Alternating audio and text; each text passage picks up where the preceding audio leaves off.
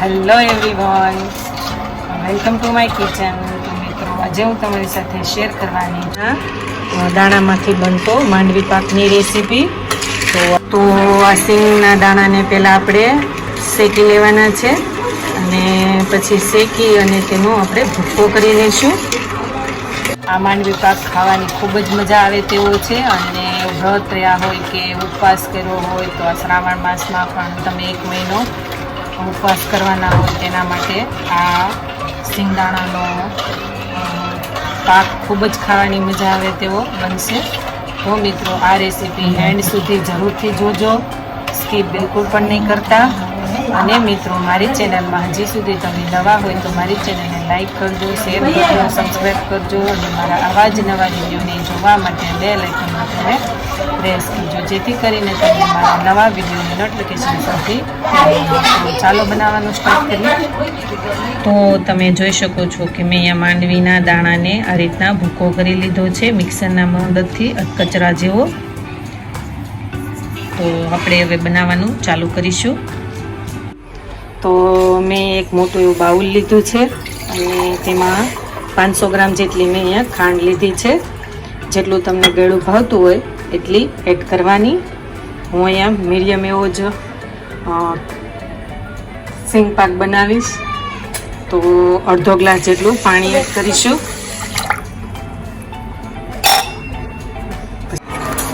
તો આ રીતના તેને તવીથાના મદદથી સતત ચાસણી આવે ત્યાં સુધી હલાવતા રહીશું.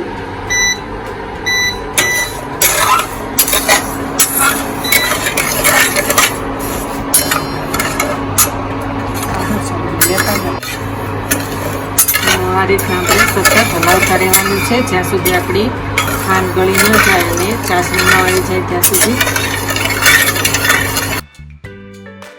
તો તમે જોઈ શકો છો કે આ રીતના આપણે ચેક કરતું જવાનું કે આપણી ચાસણી આવી ગઈ છે કે નહીં. તો હજી આપણી ચાસણી છે તે હજી નથી આવી, તો હજી તેને આ રીતના સતત હલાવતા જ રહીશું.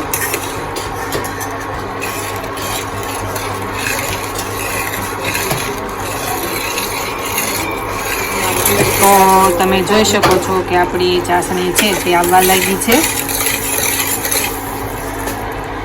આ રીતના આપણે વચ્ચે વચ્ચે ચેક કરતા રહેવાનું.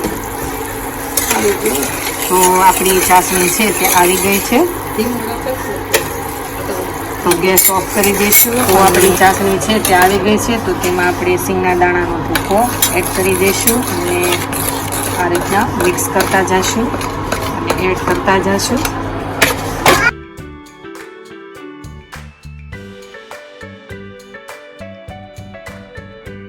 તો અહીંયા મેં ટોપરું લીધેલું છે ખમણેલું, તે એડ કરીશું.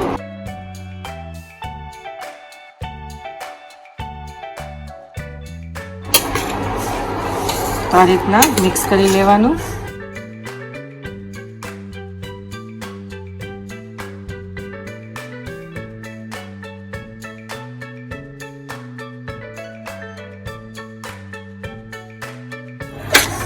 તો આ રીતના આપણે બધો જ સિંગના દાણાનો ભૂકો મિક્સ થઈ જાય ત્યાં સુધી સતત હલાવતા જ રહેવાનું છે.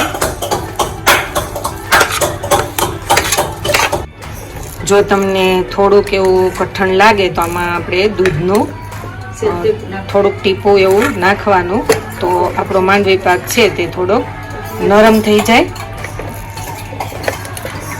અને તેની જગ્યાએ ઘીનું ટીપું પણ નાખો તો પણ ચાલે. તો હું અહીંયા ઘી એડ કરીશ, મિક્સ કરી લઈશ. તો મેં અહીંયા એલચીના દાણા લીધેલા છે 10-12 નંગ જેટલા, થોડા કચરા ખાંડેલા, તે એડ કરીશ. મિક્સ કરી લઈશું.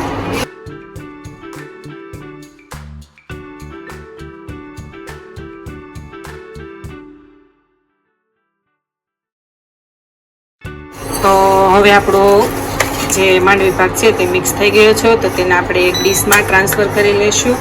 તો આ રીતના ડીશમાં મેં ઘી લગાવી લીધું છે. તો હવે તેમાં આપણે જે આ માંડવી પાક છે તે એડ કરી દઈશું. તો આ રીતના ડીશમાં એડ કરી દેવાનો. તો આ રીતના હવે આપણે ડીશમાં પાથરી લેવાની છે.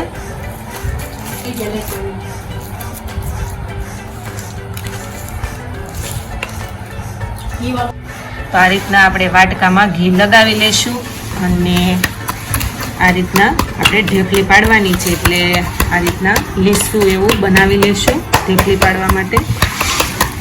અને વાટકાના મદદથી આ રીતના પ્રેસ કરવાનું છે.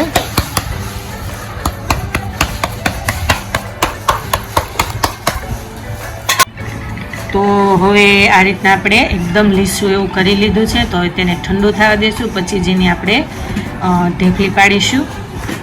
તો તમે જોઈ શકો છો કે આપણે 15 મિનિટ સુધી તેને આ રીતના ઠંડુ થવા દીધું હતું અને છરીના મદદથી આ રીતના આપણે કાપા પાડી લઈશું.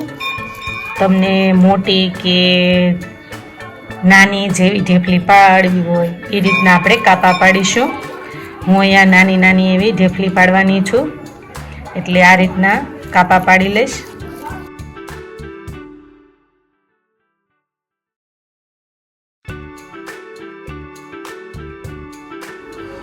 તો હવે આ રીતના ઊભા પાડી લઈશું.